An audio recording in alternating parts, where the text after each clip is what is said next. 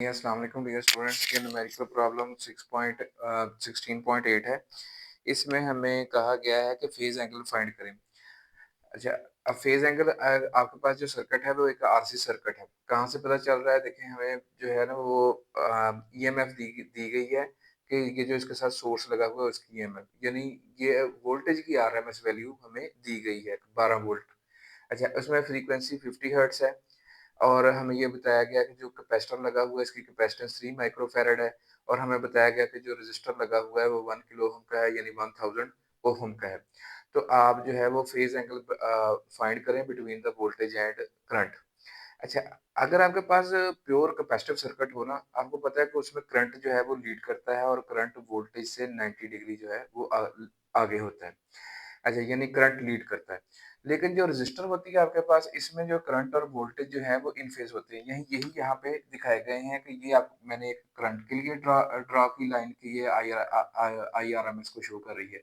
अच्छा, क्योंकि आपको पता है रेज़िस्टर में जो वोल्टेज होती है वो करंट के साथ इन फेज़ होती है। सो वोल्टेज का वेक्टर वीआर भी इधर को ही ड्रा किया गया। अच्छा, आपको पता है जो कैपेसिटर में अगर प्योर कैपेसिटिव सर्किट हो, उसमें आपके पास जो कैपेसिटर के क्रॉस जो वोल्टेज होती है, वो लैग करती है, यानी करंट कैपेसिटर में लीड करता है। सो करंट जो है वो लीड करता है पाई बाय 2 रेडियन या 90 डिग्री लीड करता है और ये इसी वजह से करंट तो हमने पहले स्पेसिफाइड बनाया हुआ है, सो हमने ये करंट कह दिया कि ये लीड कर रहा है तो वोल्टेज लैग कर रही है। अच्छा, अब प्योर आपके पास कैपेसिटिव सर्किट हो जिसमें रेजिस्टर ना लगी हुई हो, उसमें तो करंट और वोल्टेज के दरमियान जो फेज एंगल होगा वो 90 होगा। लेकिन यहाँ पे आपके पास आपको पता है कि क्योंकि रेजिस्टर भी मौजूद है, सो हमारे पास वी आर और आपके पास ये जो वी सी है, इनका जो इफेक्टिव रिजल्ट होगा यानी वी आर एम एस जो है वो वो उसका जो फेज डिफरेंस होगा I R M S value के साथ, ये वो फेज एंगल है जो हम मालूम करना चाह रहे हैं। आपको पता है कि ये जो वीसी है, ये आप वोल्टेज अक्रॉस द कैपेसिटर, ये IRMS into reactance of the capacitor के बराबर होती है। इसी तरह वीआर जो है ये आपके पास आईआरएमएस इनटू रेजिस्टेंस के इक्वल होती है। हम इसकी इम्पीडेंस डायग्राम भी यूं बना सकते हैं जिसमें इधर को रेजिस्टेंस शो की गई है, जैसे यहाँ पे इधर को ये आपके पास रेजिस्टेंस थी, इधर को आपके पास जो है reactance of the capacitor show की गई है। अच्छा, अब ये जो रेजिस्टेंसेस और रिएक्टेंसेस का जो इफेक्ट होता है, कंबाइन इफेक्ट, उसको हम इम्पीडेंस कहते हैं।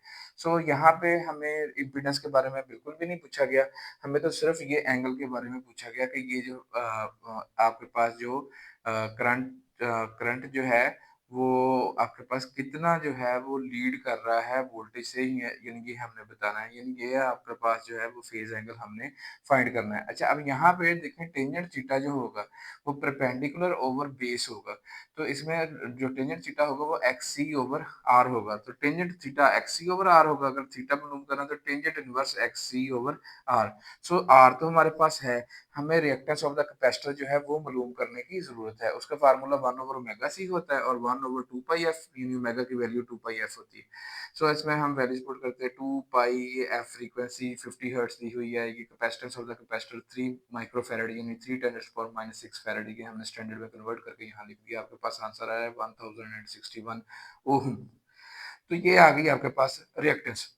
अब आपने रिएक्टेंस भी आपके पास मौजूद है और आपके पास रेजिस्टेंस भी जो मौजूद थी, हमने ये दोनों चीज़ें यहाँ पे पुट की और आपने कैलकुलेटर जो है वो डिग्री में रखना है, क्योंकि आपके पास जो बुक में भी आंसर है वो डिग्री में दिया हुआ है।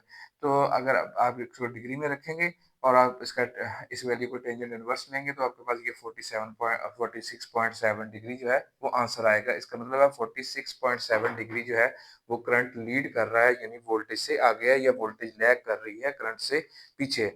Hopefully answer the question.